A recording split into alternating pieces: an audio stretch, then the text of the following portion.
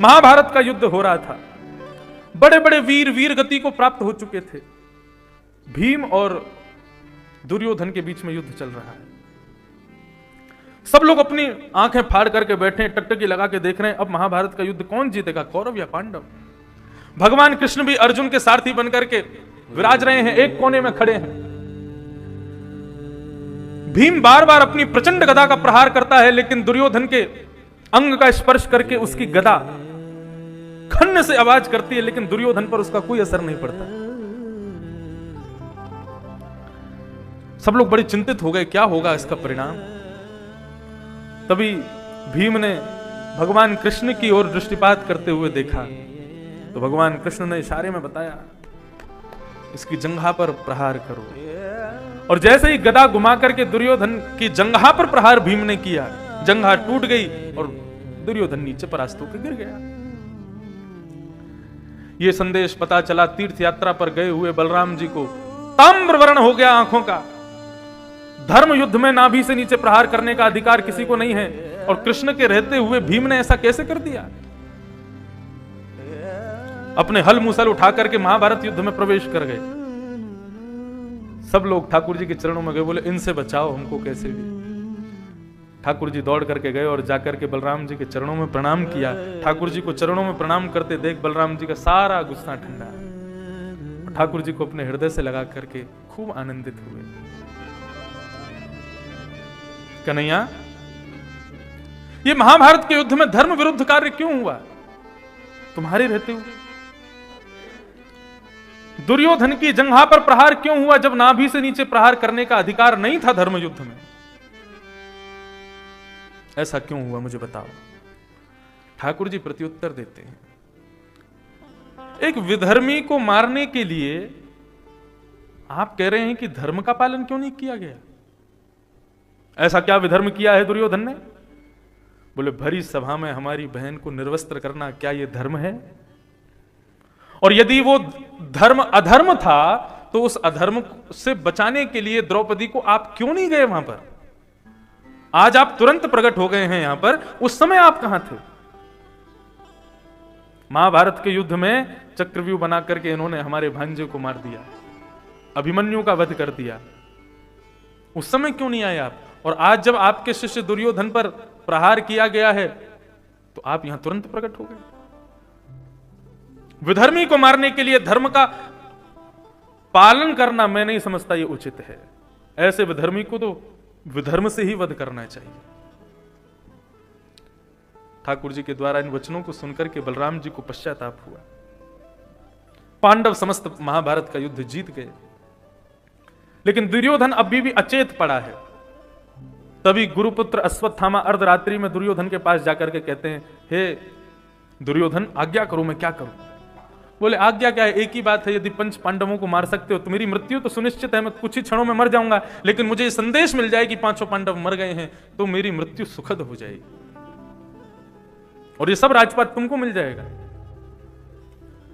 अश्वत्थामा अर्धरात्रि में पांडवों को मारने के लिए जा रहा है, तभी भगवान को संदेश मिला कि अश्वत्थामा आ रहे हैं। पांचों पांडवों को हंस दिखाने का प्रलोभन देकर के ठाकुर जी वहां से उठा के ले गए। हंस देखने का मतलब विजय। हंस आसानी से आज नहीं दिखता, ऐसा नहीं, कभी भी नहीं दिखते थे। बहुत कम लोगों को हंसों का दर्शन होता था। ठाकुर जी ने कहा मैंने अभी अभी हंसों को देखा है, सभी पांडव उठ जाओ, चलो मेरे साथ। तो हंस देखने के प्रलोभन में अत्यंत थके हुए पांडव भी उठ करके चले गए, लेकिन द्रौपदी के 5 पुत्र वहीं सोए थे। अश्वत्थामा ने अंधेरे में आकर के द्रौपदी के 5 पुत्रों का सर धड़ से अलग कर दिया और प्रमाण के लिए उन सरों को लेकर के दुर्योधन के पास गया। दुर्योधन ने जब प्रकाश करके थोड़ा देखा, अत्यंत दुखित हुआ। अश्वत्थामा, ये तूने क्या किया? हमारे कुरुवंश के चिराग थे ये, जिनको तूने मार दिया। अरे हम सब भाई तो आपस में लड़ झगड़ करके मर गए, हमारे पिंडदान करने वाले बालक थे ये, इनको भी तूने मार दिया। अब तो हमारे कुल में कोई पिंडदान करने वाला भी नहीं बचेगा। और इसी शोक में दुर्योधन के भी प्राण निकले। परंतु आपत्ति विपत्ति तो आई है द्रौपदी के ऊपर, समस्त पांडवों के ऊपर। पूरे हस्तिनापुर को रात्रि में सजाया गया था कि आज पांडवों की विजय का आनंद मनाया जाएगा, उल्लास मनाया जाएगा, लेकिन पूरे हस्तिनापुर में मातम बन रहा है। द्रौपदी के 5 पुत्रों को मार दिया। अर्जुन प्रतिज्ञा ले रहे हैं, द्रौपदी तू रुदन मत कर, मैं वचन देता हूं जिसने भी तेरे पुत्रों को मारा है उसको जीवित नहीं छोड़ूंगा, उसके रक्तों से मैं तेरे केशों को रंग दूंगा। भगवान बार बार अर्जुन का हाथ पकड़ रहे हैं, अर्जुन ऐसी प्रतिज्ञा मत लो। लेकिन क्रोध में जब व्यक्ति होता है तो याद रखिएगा निर्णय सदैव गलत ही लेता है। इसलिए देखो, क्रोध करना शास्त्रों में वर्ज्य नहीं बताया, क्रोध होना चाहिए और उसके कई नियम बताए। क्षणम कोप घटिकद्वयम, इस प्रकार क्रोध के नियम बताए गए। एक होता है क्षण भर का गुस्सा आया और तुरंत शांत हो गया, लेकिन शास्त्र क्या कहते हैं कि गुस्सा कैसा होना चाहिए? बोले घटिकद्वयम, 2 घड़ी बस। एक बात से दुखी होकर के और वर्षों तक जो क्रोध में रहते हैं, ऐसे व्यक्ति को नरक जाने से कोई नहीं रोक सकता। क्रोध भी कारण है नरक प्राप्ति का। नरक प्राप्ति का बहुत बड़ा कारण है क्रोध। इसलिए क्रोध पर थोड़ा सा काबू कीजिए। लेकिन क्रोध बहुत आता है तो ठीक है, धीरे धीरे उस पर प्रयास करो, लेकिन कोई भी विशेष निर्णय क्रोध के मध्य नहीं लेना चाहिए।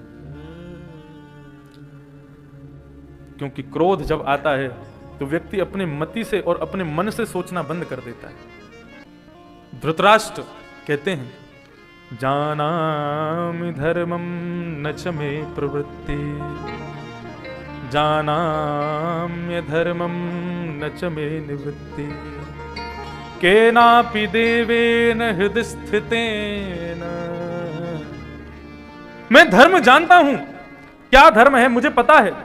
धर्म क्षेत्रे कुरुक्षेत्रे, श्रीमद् भगवद गीता का प्रथम श्लोक कौन गाता है? किससे प्रारंभ होती है भगवद गीता की बात? धृतराष्ट्र से।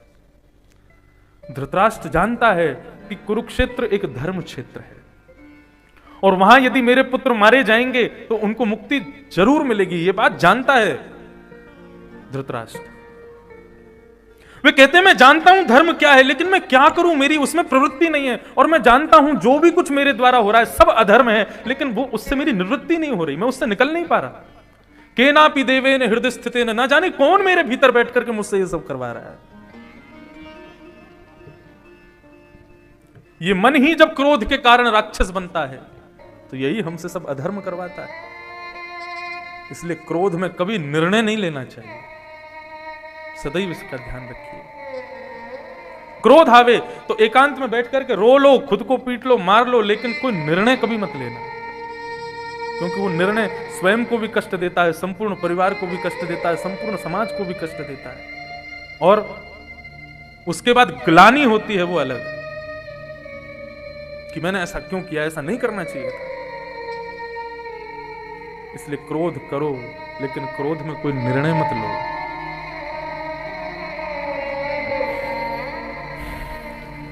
भगवान रोक रहे हैं, अर्जुन ऐसा मत कह, लेकिन अर्जुन ने प्रतिज्ञा ले ली कि जिसने भी बालकों का वध किया उसको जीवित नहीं छोड़ूंगा। ठाकुर जी को आज्ञा की है, रथ लेकर के आइए, मुझे देखना है किसने मारा है। 3 लोग का वो प्रश्न पेपर है विपत्ति, जो आपके सामने उपस्थित हो जाती है, और अब आपको उसको सॉल्व करना है। सॉल्व कैसे करो? हमारे अध्यापक कौन हैं? ठाकुर जी ही हमारे अध्यापक हैं। अध्यापक जितनी देर कक्षा में खड़े होकर के पढ़ाते हैं, समझाते हैं, बताते हैं, केवल उतनी देर बालक बिल्कुल ध्यान एकाग्र करके उनको सुनता रहे तो उसको पुनः आवृत्ति करने की भी आवश्यकता नहीं पड़ेगी।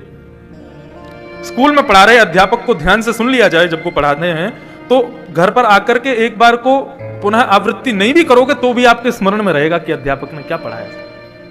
ठीक उसी प्रकार केवल 3 घंटे के लिए इतनी भावना रख लेना, व्यासाय विष्णु रूपाय।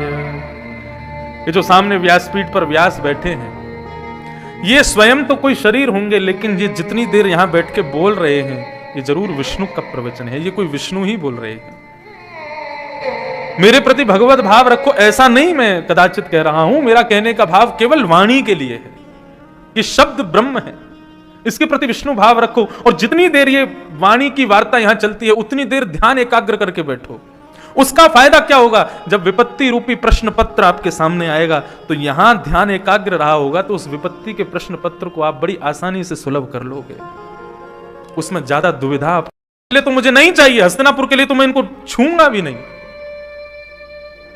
तब भगवान खड़े हो जाते हैं और खड़े होकर के उसको गीता उपदेश करना प्रारंभ करते हैं। 10 अध्याय पूर्ण होने के बाद भगवान कहते हैं अब तुम्हारे अंदर जो मोह जगा था वो पूर्ण हुआ कि नहीं? तब अर्जुन कहते हैं मेरा मोह चला गया। बोले गई हुई वस्तु तो वापस पुनः प्रकट हो जाती है। तब 8 अध्याय और सुनाए, और जब 8 अध्याय पूरे होते हैं, 18 अध्याय पूरे होते हैं, तब अर्जुन से पूछते हैं भगवान अब कैसा लग रहा है? तब अर्जुन जो वाक्य कहता है वो ध्यान से सुनना। नष्टप मोह स्मृतिर्लब्धा, मेरा मोह नष्ट हो गया। तो पहली बात सुनकर के तो भगवान आनंदित हुए, लेकिन दूसरी बात क्या कहते हैं? स्मृतिर्लब्धा, आपने जितना भी मुझको ज्ञानोपदेश किया उन सबकी स्मृति अब मेरे पास इकट्ठी हो गई। भगवान कहते हैं बस अब तुम युद्ध के लिए खड़े हो जाओ, अब तुम नहीं हारोगे। स्मृति ही श्रेष्ठ है।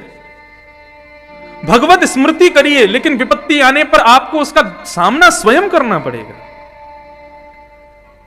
अर्जुन ने चरणों में प्रणाम किया। भगवान ने कहा तुम भी ब्रह्मास्त्र छोड़ो। दोनों ब्रह्मास्त्र टकराए, शांत हो गए। अश्वत्थामा के केश पकड़ करके अपने रथ के चक्के से बांध दिए, हाथों को बांध दिया, पैरों को बांध दिया, घसीट करके लेकर के जा रहे हैं अर्जुन अश्वत्थामा को। द्रौपदी को जैसे ही पता चला कि अर्जुन बालकों के हत्यारे को लेकर के आ रहा है, तभी बाहर आकर के देखती है, देखूं तो सही किसने मारा मेरे बालकों को। तभी वो देखती है गुरुपुत्र अश्वत्थामा, और अश्वत्थामा को इस अवस्था में देख करके द्रौपदी के नेत्र सजल हो गए। ये भगवान की बहन है द्रौपदी।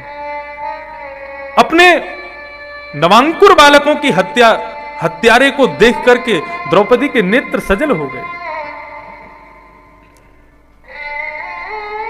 और संबोधन भी क्या दिया गया है? निरीक्ष कृष्णा। किसने देखा? द्रौपदी ने नहीं देखा, कृष्णा देख रही है। कृष्णा यानी कि कृष्ण की बहन। अकार और इकार जब नाम के अंत में प्रस्तुत होते हैं तो कई स्थानों पर वहां स्त्रीलिंग संबोधन होता है। इसीलिए कृष्ण शब्द का जो लोग कृष्णा उच्चारण करते हैं वे सावधान रहें, क्योंकि यदि मुक्ति मिलेगी तो वैकुंठ में द्रौपदी आपका स्वागत करेंगी। आइए, आपने मेरा खूब भजन किया। आप कहोगे द्रौपदी जी हमने आपका नहीं, हमने तो भगवान का किया था। बोले नहीं, आप हरे कृष्णा बोलते थे ना, कृष्णा तो मेरा नाम है, भगवान का नाम कृष्ण है। महामंत्र का उच्चारण, क्योंकि गौड़िया वैष्णव संप्रदाय में महामंत्र का उच्चारण, क्योंकि उसमें अधिकतर भक्त बंगाल देश के हैं, तो इस कारण से उनकी भाषा लिपि ही ऐसी है कि वो हरे कृष्ण, वो हरे कृष्ण। हमारे बगल में ही है भागवत निवास, सुबह सुबह 4 बजे कीर्तन होगा, हरे कृष्ण। तो बंगाल भाषा के अनुरूप, बंगाल लिपि के अनुरूप वो आकार का प्रत्युक्त करते हैं। लेकिन उत्तर भारतीय लोग जो गौड़िया संप्रदाय में जाते हैं वो भी हरे कृष्णा बोलते हैं, हरे कृष्ण। वो आकार का आप प्रयोग करोगे तो फिर वैकुंठ में द्रौपदी खड़ी मिलेगी, आओ आओ बहुत नाम गाया मेरा आपने। भगवान का नाम कृष्ण है और रघुनाथ जी का नाम राम है। तो हरे कृष्ण कृष्ण कृष्ण हरे हरे, हरे राम राम राम हरे हरे, ये है शुद्ध उच्चारण।